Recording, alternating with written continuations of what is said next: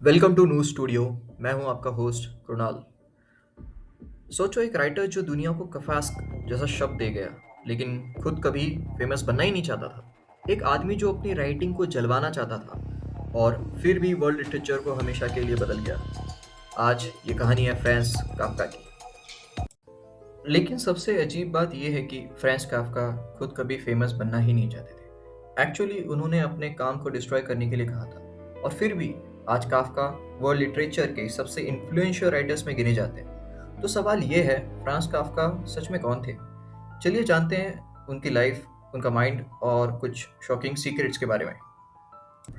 कफास का मतलब आज काफका का नाम एक एडजेक्टिव बन चुका है। कफास का मतलब होता है एक सिस्टम में फंस जाना, लॉजिकल अथॉरिटी का सामना करना, या बिना रीजन के फियर फील करना। सोचिए, endless paper work, confusing rules, powerless individuals. ये काफका की दुनिया है, और कभी कभी हमारी भी। फ्रांस काफका का जन्म 3 जुलाई 1883 को प्राग में हुआ था, जो उस टाइम ऑस्ट्रो हंगेरियन एम्पायर का हिस्सा था। वो एक मिडिल क्लास जूइश फैमिली से थे। फ्रांस काफका जर्मन बोलते थे, चेक्स नहीं, और पूरी जिंदगी उन्हें लगता रहा कि वो कहीं फिट ही नहीं होंगे। सोचो, क्रिश्चियंस के बीच एक जीव, चेक्स के बीच एक जर्मन स्पीकर, और एक सेंसिटिव इंसान एक हाश दुनिया में। ये फीलिंग ऑफ नॉट बिलोंगिंग उनकी राइटिंग का सोल बन गई। काफका रिलेशनशिप्स में भी स्ट्रगल करते रहे। 2 बार एंगेज्ड हुए, लेकिन शादी कभी नहीं। उन्हें लगता था मैरिज उनकी राइटिंग को डिस्ट्रॉय कर देगी। वो सफ़र करते रहे एंग्जाइटी, डिप्रेशन और इंसोमेनिया से। फ्रांस काफका के अपने फादर के साथ बड़े ही ट्रबल रिलेशनशिप्स रहे। काफका की लाइफ का सबसे बड़ा इम्पैक्ट था उनके फादर, हर्मन काफका का। उनके फादर बड़े ही डोमिनेटिंग, लाउड और अथॉरिटेरियन टाइप के थे। काफका खुद बहुत ही ज़्यादा शांत, एंग्शियस और इमोशनली फ्रेजाइल थे।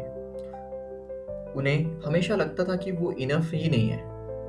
काफका ने एक फेमस लेटर लिखा था उनके फादर को। उसका नाम था लेटर टू हिज फादर। उन्होंने उस लेटर में अपने फियर, गिल्ट और इमोशनल पेन को लिखा था, लेकिन कभी वो अपने फादर को वो लेटर दे ही नहीं पाए। बहुत सारे लोग मानते हैं कि काफका के स्टोरीज में जो ऑपरेशन, गिल्ट और पावरलेसनेस दिखती है, वो इन्हीं रिलेशनशिप से आई है।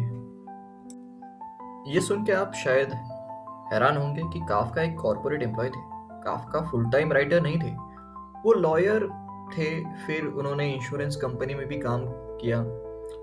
उनका काम था इंडस्ट्रियल एक्सीडेंट केसेस हैंडल करना। आयरनी देखिए, काफका ने वर्कर सेफ्टी सिस्टम डिजाइन करने में भी मदद की। दिन में ऑफिस फाइल्स और रूल्स, रात में स्टोरीज जो ब्यूरोक्रेसी की क्रुएल्टी और एब्सर्डिटी को एक्सपोज करती थी।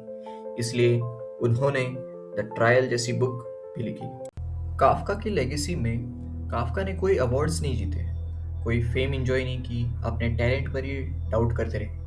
फिर भी उन्होंने इन्फ्लुएंस किया एल्बर्ट कैमस, जॉर्ज ऑरवेल और हारुकी मुराकामी जैसे बड़े राइटर्स को।